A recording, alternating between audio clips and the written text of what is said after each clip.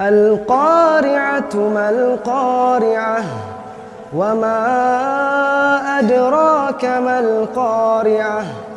يوم يكون الناس كالفراش المبثوث